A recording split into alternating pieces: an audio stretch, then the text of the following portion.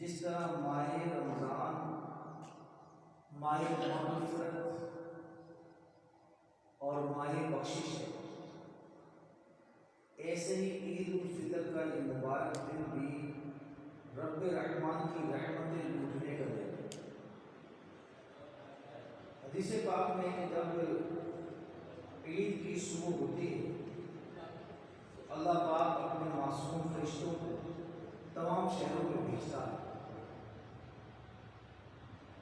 وہ فرشتے زمین پر تشریف لا کر سب گلیوں اور راہوں پر کھڑے ہو جاتے ہیں اور اس طرح اعلان کرتے ہیں کہ اے امت محمد صلی اللہ علیہ وآلہ وسلم، اس رب رحیم کی بارگاہ کی طرف چلو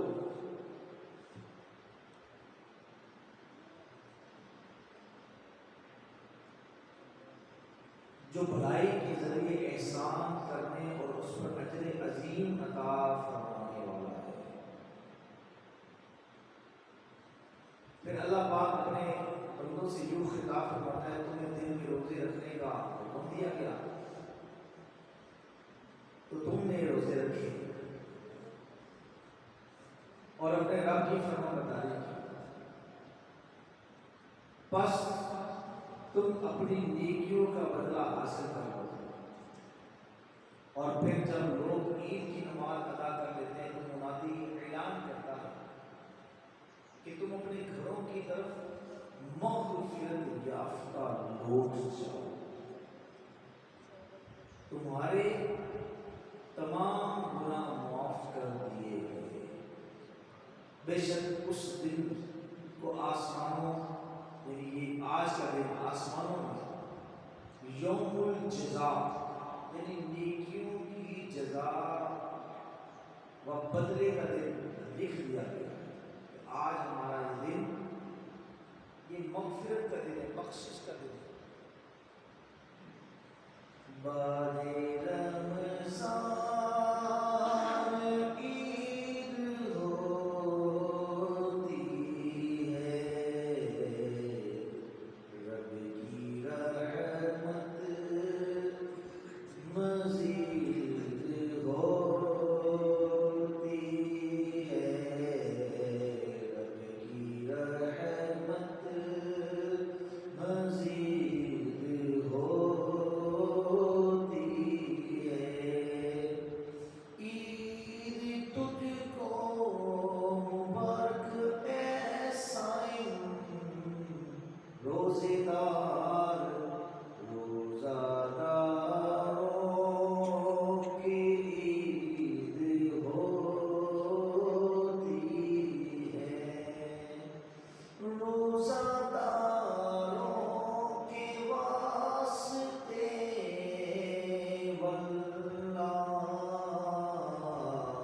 مغفرت کی نوید ہوتی ہے۔ آج ایک تو مغفرت کی خوشخبری ہے اور آج ایک بہت ہی اہم کام ہم کرنے جا رہے ہیں، اور یہ جو اہم کام ہے یہ ایک مستحب کام ہے، یہ کوئی فرض یا واجب کام نہیں، لیکن اس اہم کام کی اہمیت اور فضیلت ہو جاتی ہے۔ اچھا کام ہے، مستحب ہے، نیک عمل ہے۔ وہ کیا ہے؟ اپنے عزیزوں، رشتہ داروں،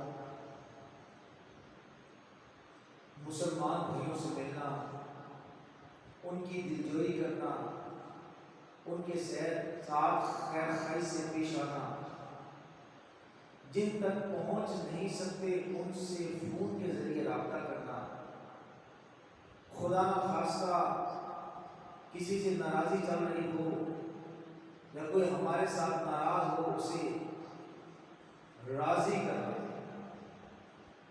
کسی شاعر نے کہا ہے کہ عید آئی تم نہ آئے، کیا مزہ ہے عید کا، عید ہی تو نام ہے ایک دوسرے کی دید کا۔ یعنی عید اصل میں یہی ہے ایک دوسرے سے ملے، دلجوئی کرے، روٹوں کو منائے اور محبت عام کرے۔ یہ ہے آج کے عید کا ایک خوبصورت اہم فضیلت والا کام۔ اللہ پاک قرآن پاک میں ارشاد فرماتا ہے وَأَلَّفَ بَيْنَ قُلُوبِهِمْ، اور اس نے مسلمانوں کے دلوں میں الفت پیدا کر دی۔ یہ انعام یاد کروایا جا رہا ہے، اللہ پاک نے قرآن پاک میں یہ انعام یاد کروا رہا ہے کہ دیکھو اللہ پاک نے مسلمانوں کے دلوں میں محبت پیدا کر دی ہے۔ مسلمان کے دل ایک ہیں۔ لو انفقت ما فی الارض جمیعا ما الفت بین قلوبہم، اگر تم زمین میں جو کچھ ہے سب خرچ کر دیتے تب بھی ان کے دلوں میں الفت پیدا نہ کر سکتے۔ یہ وہ اللہ کی ذات ہے جس نے پیدا کی، یعنی یہ آپس کی جو ہماری محبت ہے اس کی اہمیت کا بیان اللہ پاک قرآن پاک میں ارشاد پا رہا ہے۔ پارہ 10واں سورۃ الانفال کی آیت نمبر 63 کے اندر فرما رہا ہے کیا کہ دلوں میں محبت ایسی چیز ہے کہ ساری دنیا کی دولت خرچ کر کے بھی دل جوڑے نہیں جا سکتے۔ تلوار کے زور پر سر تو جھکائے جا سکتے ہیں، دل نہیں جھکتے۔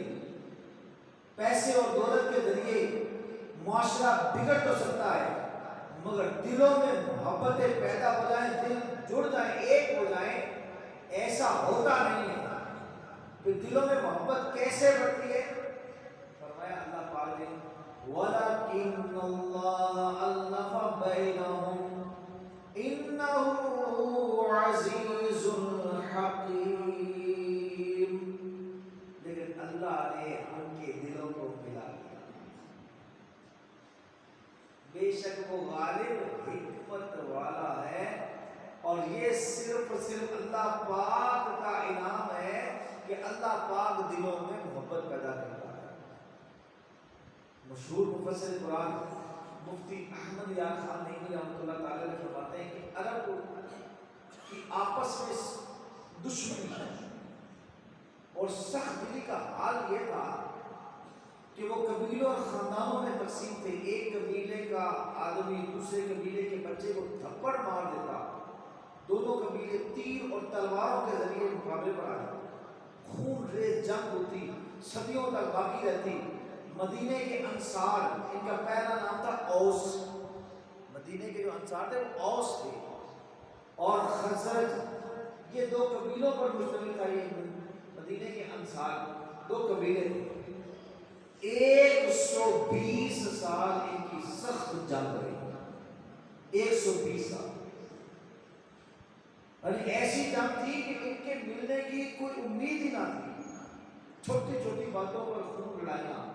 اللہ کا درود ہو اس ذات کریم پر صلی اللہ علیہ وآلہ وسلم کہ جس نے ان سب کو ایک کر دیا۔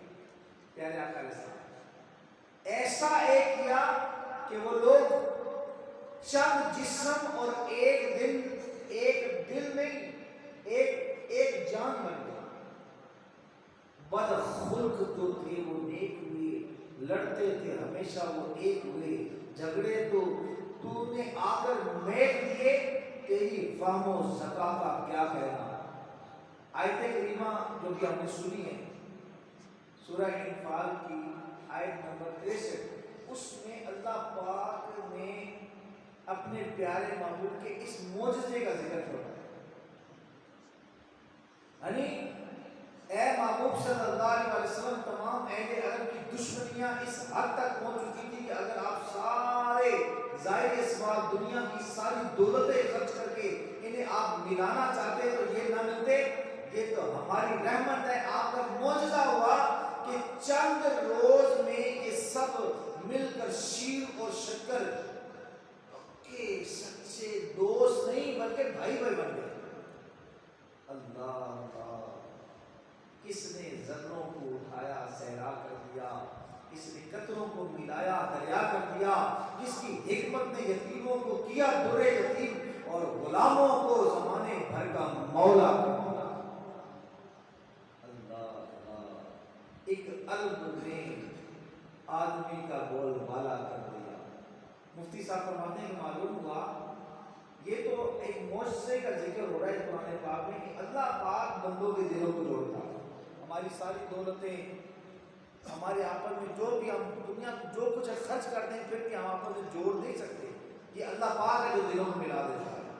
فرمایا معلوم ہوا کہ مسلمانوں کا اتفاق اللہ پاک کی بڑی نعمت ہے، اور ان کی آپس میں لڑائی اور نفاق یہ رب کا عذاب ہے۔ اللہ اکبر، وہ لوگ جو بات بات پر ایک دوسرے سے ناراضیاں کر لیتے ہیں، ذرا ذرا سی بات پر تعلقات توڑ دیتے ہیں، ملنا جلنا بول چال ختم کر دیتے ہیں، ان کے لیے فکر کی بات ہے کہ مسلمانوں کی آپس کی لڑائی، یہ دلوں کی دوری۔ اللہ اللہ، مفتی صاحب فرما رہے ہیں کہ یہ رب کا عذاب ہے۔ اور بندہ مومن کی شان کیا ہے؟ پیارے آقا علیہ السلام نے فرمایا کہ مومن بندہ یہ محبت کرنے والا ہوتا ہے، جو محبت نہیں کرتا اس سے نہ محبت کی جاتی ہے اور نہ اس میں کوئی بھلائی ہے۔ بعض لوگ جن کی عید بھی تنہائیوں میں گزر جاتی ہے، کسی شاعر نے کہا کہ عید کا دن ہے سو کمرے میں پڑا ہوں مثلاً، اپنے دروازے کو باہر سے مقفل یعنی تالا کر کے، یعنی کئی لوگ ان کی عید ایسے گزرتی ہے عزیزوں رشتہ داروں میں سے کوئی انہیں نہ کوئی بھاتا ہے نہ کوئی سے بات کرنا پسند کرتا ہے۔ ایسوں کو غور کرنا چاہیے کہ عید کا دن تو خوشی کا دن ہے، ہمیں چاہیے کہ اپنے چہرے پر خوشی رکھیں، خوشی خوشی سب کے ساتھ ملا بھی کریں۔ میرے آقا علیہ السلام نے فرمایا میں تمہیں ایسے لوگوں کے بارے میں بتاؤں، کیسے لوگوں کے بارے میں جو مجھے بہت پسند بھی ہیں اور میرے بہت قریب بھی ہیں۔ اللہ اللہ، صحابہ کرام رضی اللہ تعالیٰ عنہ نے عرض کی کیوں نہیں یا رسول اللہ صلی اللہ علیہ وسلم، فرمائیے ضرور بتائیے۔ فرمایا تم میں سب سے زیادہ اچھے اخلاق اور نرم پہلو رکھنے والے وہ ہیں جو لوگوں سے محبت کرتے ہیں اور لوگ ان سے محبت کرتے ہیں۔ اچھے اخلاق اور نرم لوگ ان سے محبت کرتے ہیں اور یہ ان سے محبت کرتے ہیں۔ یہ میرے آقا علیہ السلام کو بہت زیادہ پسند ہے۔ یہ اچھے اخلاق والے لوگوں کے ساتھ گھل مل کر رہنے والے، ان کی فضیلت کیسی ہے؟ کچھ کام ہوتے ہیں جن پر جنت کی بشارت ہوتی ہے، کچھ کام جن سے جہنم سے آزادی کا انعام ملتا ہے۔ ان اچھے اخلاق والوں کے نصیب دیکھیے کہ پیارے آقا علیہ السلام نے فرمایا کہ یہ بہت پسندیدہ اور میرے بہت ہی قریبی لوگ ہیں۔ گویا دوسرے نیک اعمال سے جنت ملتی ہے اور اچھے اخلاق کی برکت سے اللہ پاک کی رحمت سے لوگوں میں گل مل کر رہنے کی برکت سے خود پیارے آقا علیہ السلام کی ذات ملتی ہے۔ فضل رب الاولا اور کیا چاہیے، مل گئے مصطفیٰ کیا چاہیے، دامن مصطفیٰ جس کے ہاتھوں میں ہو اس کو روزے جزا اور اللہ۔ ہمیں چاہیے کہ ہم مل جل کے رہا کریں، آپس میں محبت کے ساتھ۔ ہم نے اپنے پکے مکان بنائے جا رہے ہیں لیکن تعلقات ہمارے کچے ہوتے چلے جا رہے ہیں، دلوں میں دوریاں آتی جا رہی ہیں۔ بعض دفعہ تو ایک ہی گھر میں رہنے والوں کو آپس میں ملاقات کا موقع نہیں ملتا، کتنے دن گزر جاتے ہیں، مل بیٹھنا تو دور کی بات ہے، فون پر بات نہیں ہو پاتی۔ عید کا دن تو خصوصیت کے ساتھ مل جل کر خوشیاں بانٹنے کا دن ہے، تو روزانہ کم از کم ہمیں ایک وقت کا اپنے گھر ہی کٹے سارے افراد بیٹھ کے کھا لیں، مل کے کھائیں، خوشیاں بانٹیں۔ اللہ اللہ، خوشیاں بانٹنے کا دن، سب گھر والے مل کے بیٹھیں، آپس میں اچھی اچھی باتیں کریں، حال احوال معلوم کریں، اس سے محبتیں بڑھیں گی. اور پھر یوں ہی قریب کے جو رشتے دار ہیں، خالہ، ماموں، چچا، تایا، زیادہ نہیں تو ہفتے میں ایک آدھ بار، مہینے میں ایک آدھ بار ان کے ساتھ ملنے اور بیٹھنے کی روٹین رکھنی چاہیے. ہمارے ہاں جدائیاں بڑھتی چلی جا رہی ہیں، بڑا عرصہ ہو گیا ہے آپس میں ملتے ہی نہیں ہیں. اس کی وجہ بھی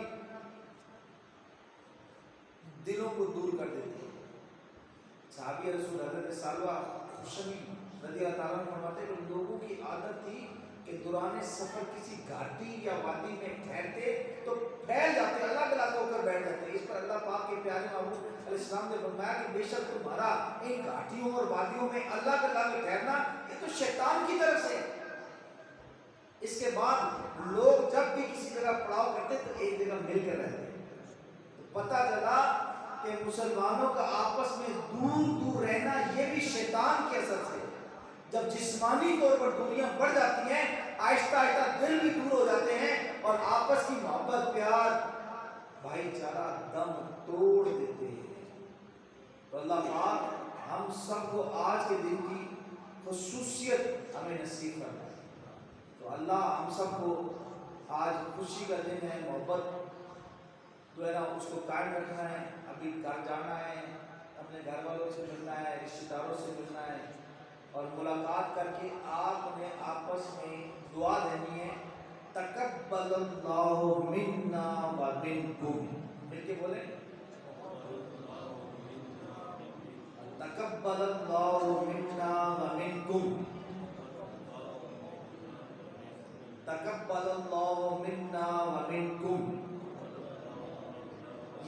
یہ آپس میں ملاقات کرنا. اور آج کا خصوصی وظیفہ ہے کہ ان سے تو مل رہے ہیں نا، ان کو تو دعائیں دے رہے ہیں نا. اللہ پاک قبول کرے تمہارے روزے، قبول کرے تمہارا اعتکاف، قبول کرے تمہارا رمضان، قبول کرے تمہاری تراویح، قبول کرے.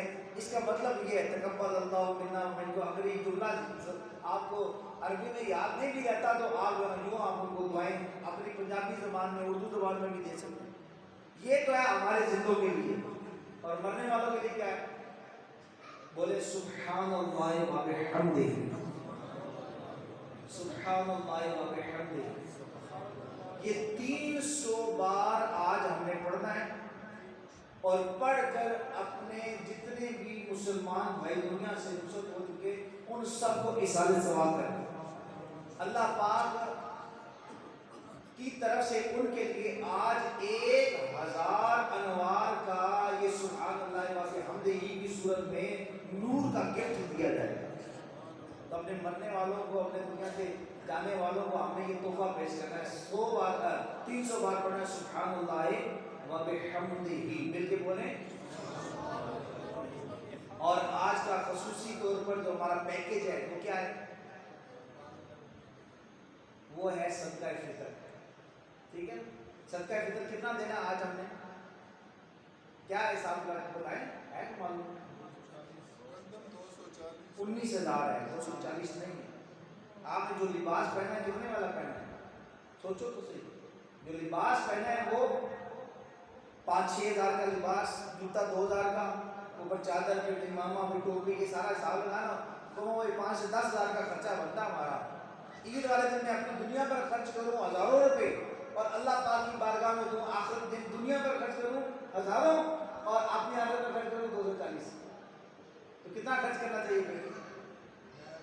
کشمش کے حساب سے 6,000 ہے، اجوا کھجور کے حساب سے 19,000 ہے اور عام کھجور کے حساب سے 2,400 ہے اور جو کے حساب سے 700 ہے. اور جو سب سے غریب ہے نا، جس پر تو صدقہ فطر واجب بھی نہیں ہے، وہ دینا تو 240 اس نے، اور جس پر واجب ہے اس کو تو 700 سے نیچے تو آنا نہیں چاہیے. 2,400 ہو تو مدینہ اور 6,000 ہو تو مکہ مدینہ اور